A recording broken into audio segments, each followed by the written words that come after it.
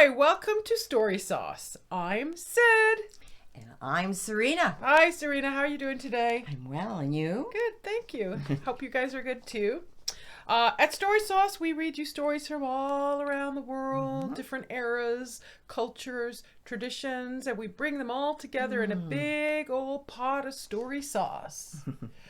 We've got questions in the descriptions below, so try to help yourself learn some vocabulary and understand reading and listening. And if you can vote up in the corner, you can let us know if you think the stories or the questions are too easy or too difficult. And of course, if you do enjoy our stories, please subscribe and hit the bell so you get notifications each time we bring a new funky story. And also you can like us on our Facebook page. So, what is our story for today? Well, Serena, we are going to read a Russian folktale. And it's called, I think it's a very, very common Russian folktale. So if you're a Russian learner of English, you probably already know this story. It's called Baba Yaga. Okay, so here we go. Baba Yaga. Somewhere, I cannot tell you where exactly, but certainly in vast Russia, there lived a peasant with his wife, and they had twins, a boy and a girl. One day, sadly, the wife died, and the husband mourned over her for a very long time. But there was no one to help him keep his house in order, so he thought to himself, if I marry again, possibly it'll be all right. And so he did. And he also had children by his second wife. Now, this second wife, the stepmother of the twins, was very envious of the twins. And she began to scold them without any reason.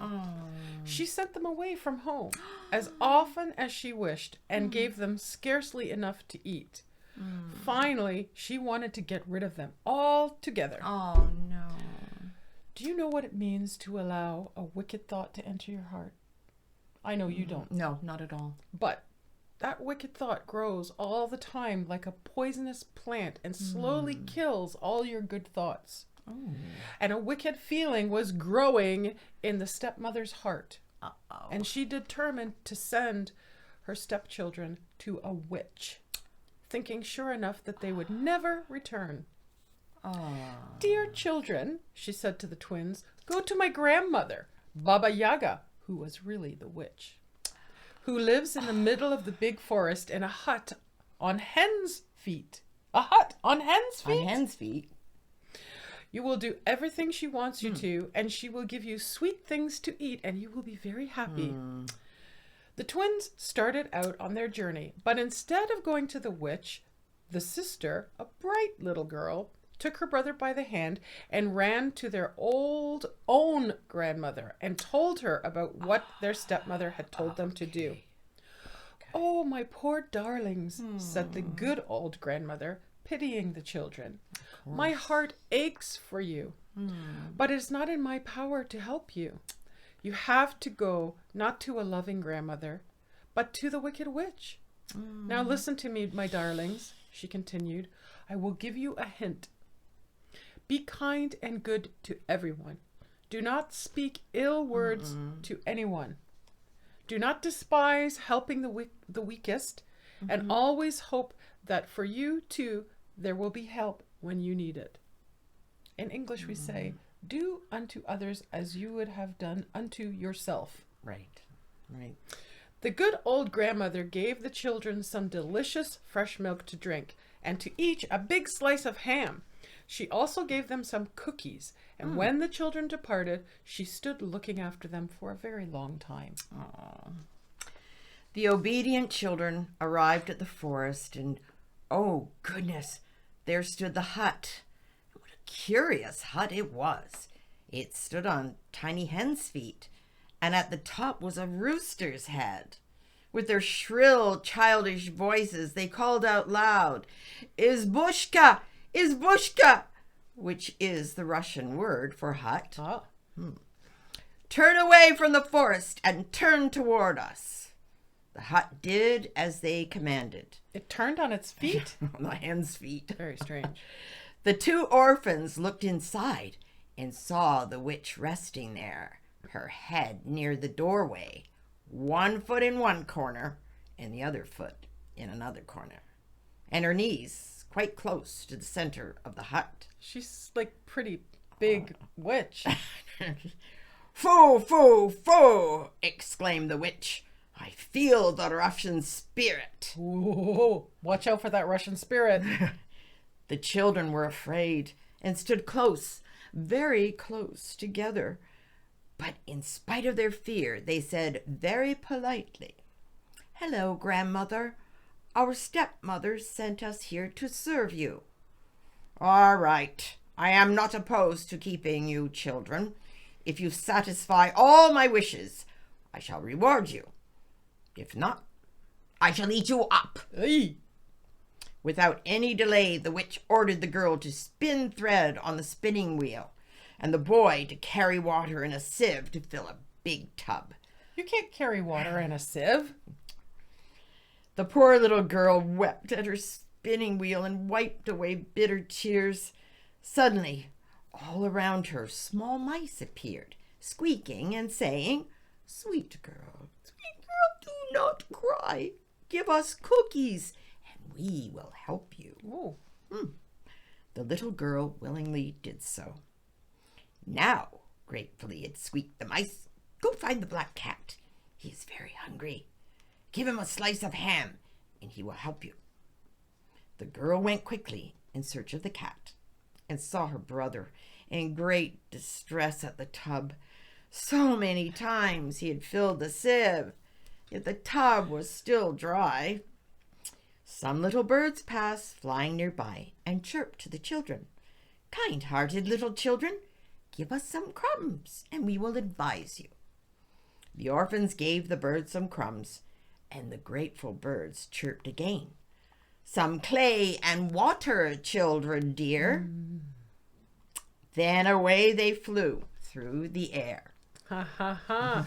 The children understood this advice, so they spat in the sieve. Sieve's got holes in it, right? Right.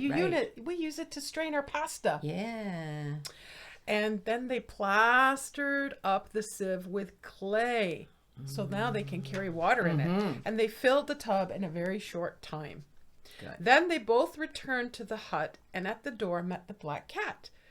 They generously gave him some of the good ham which their grandmother had given them, petted him, and asked, "Dear kitty cat, black and pretty, tell us what to do in order to get away from your mistress, the witch." "Well," very seriously answered the cat, "I will give you a towel and a comb, and then you must run away. When you hear the witch running after you, drop the towel behind your back, and a large river will appear in place of the towel." Oh, Magic. ooh. "If you hear her once more, throw down the comb, and in place of the comb there will appear a big dark wood. This wood will protect you from the wicked witch, my mistress." Baba Yaga, the wicked witch, came home just then. "Is it not wonderful?" she thought. "Everything is exactly right." "Well," she said to the children, "today you were very brave and smart. Let's see what happens tomorrow. Your work will be more difficult, and I hope I shall eat you up." The poor orphans went to bed, not to a warm bed prepared by loving hands, but on straw in the corner of the hut. Whoa. Nearly scared to death from fear, they lay there, afraid to talk, even to each other, or even to breathe. The next morning, Baba Yaga ordered all the linen to be woven and a large supply of firewood to be brought from the forest. The children took the towel and comb and ran away as fast as their feet could carry them. Go. Dogs were chasing them, but they threw them the cookies that were left. The gates to the forest path were stiff and would not open, but the children smoothed them with some oil, and they opened wide. The birch trees near the path almost scratched their eyes out, but the gentle girl fastened a pretty ribbon to the tree. And then they went farther and farther and ran Okay. out of the dark forest into the wide, sunny fields. The cat sat down by the loom and tore the linen to pieces, doing it with delight. But then Baba Yaga returned. "Where are the children?" she shouted, and began to beat the cat. Boy, she's angry. Why have you let them go, you treacherous cat? Why haven't you scratched their faces?"